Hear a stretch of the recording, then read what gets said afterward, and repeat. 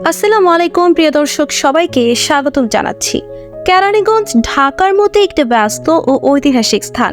প্রতিদিন হাজারো মানুষের পদচারণা, যানবাহনের কোলাহল আর ব্যবসার চাঞ্চল্যে মুখরিত কেরানীগঞ্জের একটি গুরুত্বপূর্ণ স্থান হলো কদমতলী গোল চত্বর।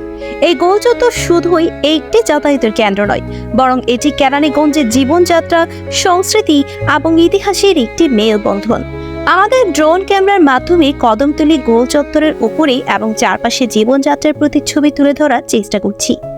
উপর থেকে দেখা যাচ্ছে কদমতলী গোল চত্বর, ব্যস্ত রাস্তায় গাড়ি, রিক্সা আর মানুষের নিত্যদিনের যাত্রা।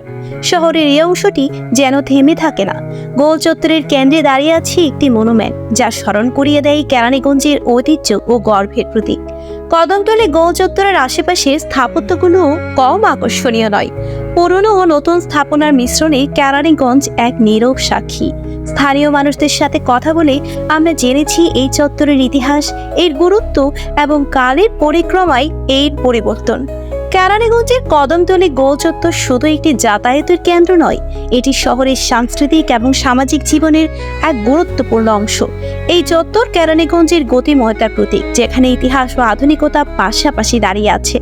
আমাদের ড্রোনের লেন্সের মাধ্যমে এই শহরের প্রাণকে আমরা তুলে ধরেছি। কেরানীগঞ্জ যা প্রতিদিন নতুন করে বাঁচে এবং আমাদের স্মৃতিতে অমলিন থেকে যায়।